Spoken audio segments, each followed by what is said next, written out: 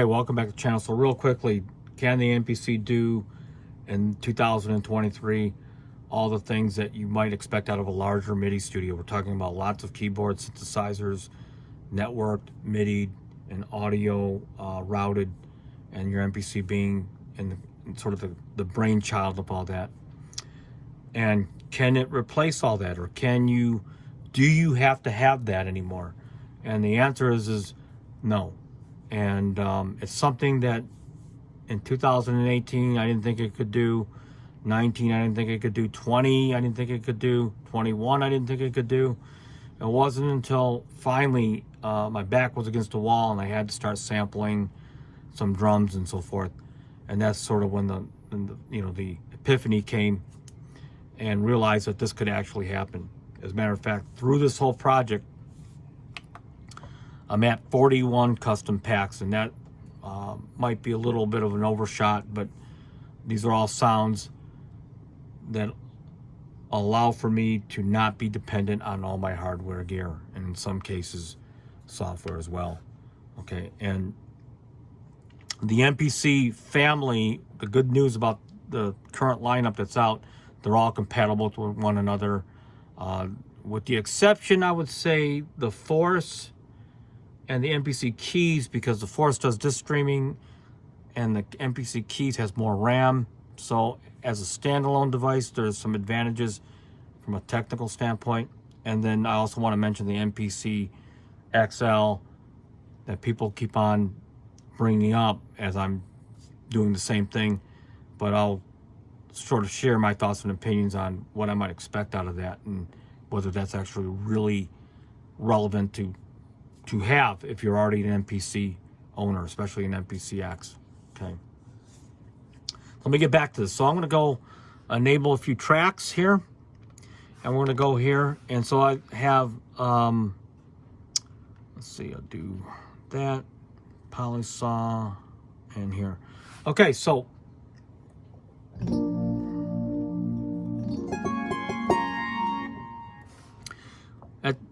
at face value, I just have 3 tracks here with 3 different sounds. Okay. Vectoring on this guy here. Okay. So the advantage of having all your key group instruments in here, it sort of centralizes one workflow in the sense that there's only one program editor for tweaking, right? You don't have to deal with 15 different synthesizers. There's only one file structure system, which is the MPC itself, right? But you get the distinct advantages if you're willing to put in the time to actually leverage all the different sounds that you get from the different sampling engines that you've used. And that's really paramount and critical to this project, okay? So, for example, let's see. If I go into here, I can have a lead like this. And I could just simply layer it against this sound.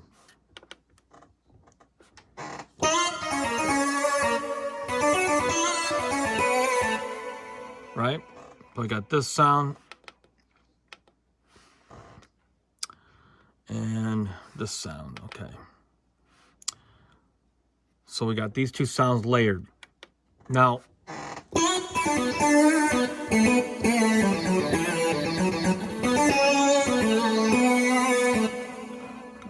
lower this down,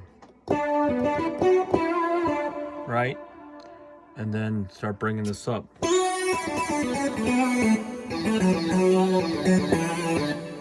Right? Better yet, let's put this guy up here. Right. And so now I get to leverage all these different sounds, but now they can all live together underneath the same roof. So I've got a sound that was sort of K5000-ish and a Roland type of sound together. I can even add the soprano, right? With the right combination of volume, which is easily to do.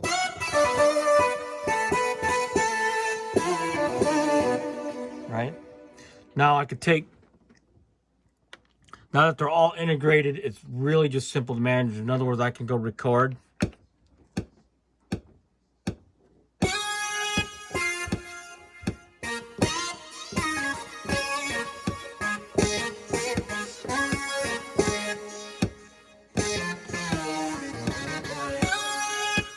Okay, so that just recorded, right?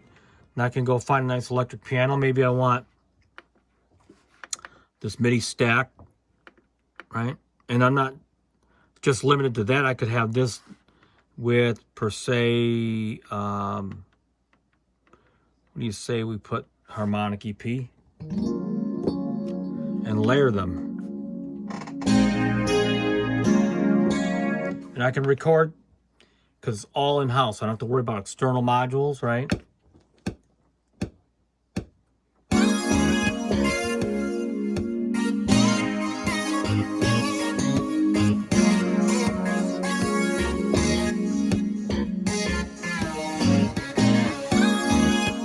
And now I've got 2 tracks with multi-complex instruments, that it was really easy to create that stack, right?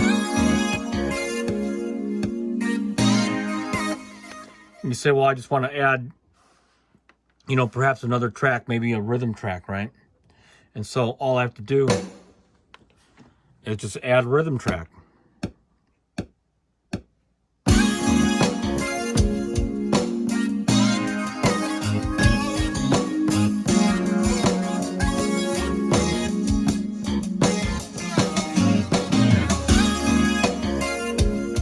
And maybe I don't like that sound, or maybe I do.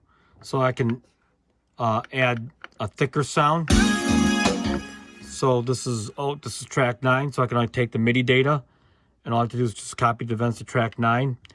And now I've got a rhythm stack that's real thick, right?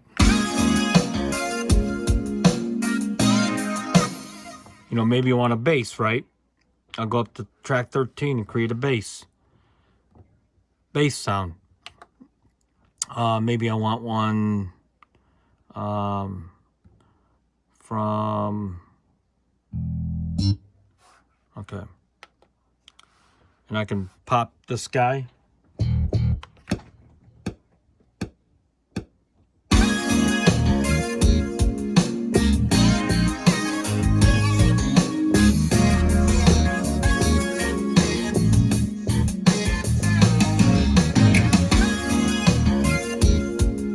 Okay, and we're off to the races, right?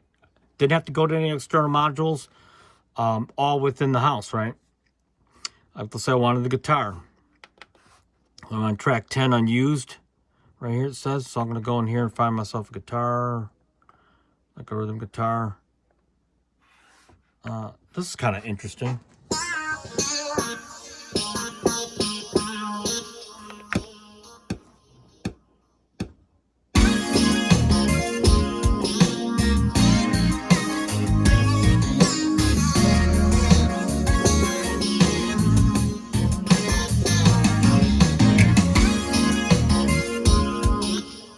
Or if I don't like that, I can go to like a traditional actual Stratocaster like this.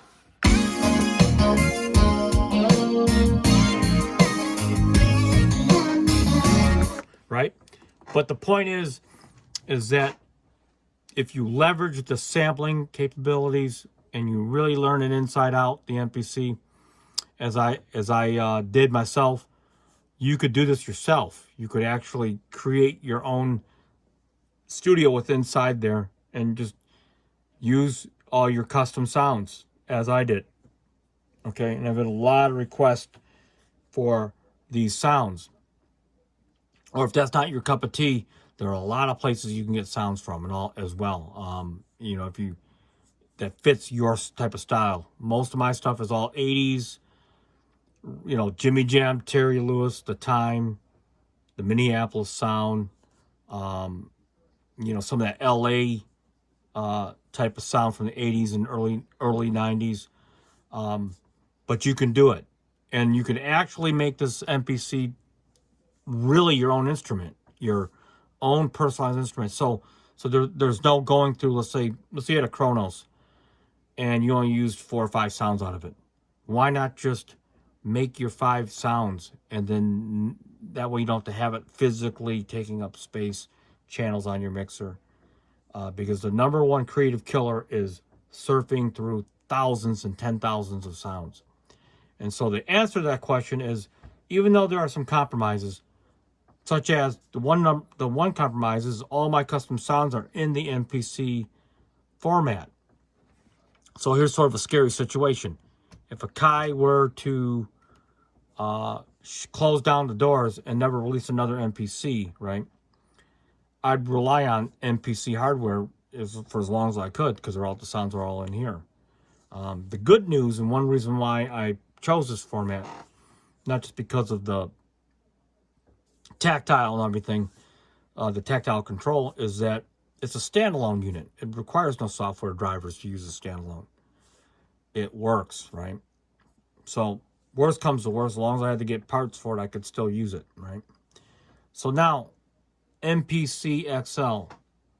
You know, what does the MPC XL have to offer that I can't get already out of what I have? And I'm going to be honest, without even knowing what's coming out, nothing, right? As far as me being able to do what I can do with the simplicity that I have right now. And I haven't really discussed like the program editor and all the other things in here that are really intuitive for the most part. Yeah, it needs work on some things, but what could the MPC XL actually have? And I saw a little Photoshop of someone dreaming on the forums where they had an MPC X double wide, right? And they had these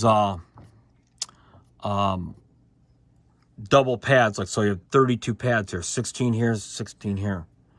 So 2 banks of 16. Well, to me, it's very sensible what they were showing, in a sense that you could have bank A, bank B adjacent to one another, right? Or better yet, you could actually, you know, if you could assign bank A, this could be bank D, but it doesn't matter. That would be really cool. So for the people that do chord pads, you would have 2 octaves, 2.5 octaves worth, right? Or 3 octaves worth. That would be cool for those that play like that. For me, for percussion, for percussion, that would change a lot. I don't, like I said, I'm not sure if they would have it, but I could have more than 4 toms. I could have more than 3 crashes. I could have 4 or 5 different articulations of cymbals. Right? I could have more, right? Access to more. That would be really, really sweet. Okay. It also would give you, I'm not saying for sure, but maybe they could do some Akai Force type of stuff now that you have more pads for triggering and all that. So, and that would be a software implementation. Okay. You know, so who knows what's going to come out. But if they change the hardware where it embellishes more functionality, I might be interested in MPC XL. But if it's just an MPC that's got more RAM, you know, a Kai, I hope it doesn't have it, but if a Kai puts in every single expansion pack they had in there and bloat this thing to who knows how many sounds, I think I would probably stay away from it, personally, because I just know that stuff, for me, gets in the way, would get in the way. So, anyway, thanks for stopping by, and hope you learned a little bit from this video, and implement some of these suggestions into your own workflow. I'll leave the information down there if you're interested in knowing more about the expansion packs. And until next time, peace out.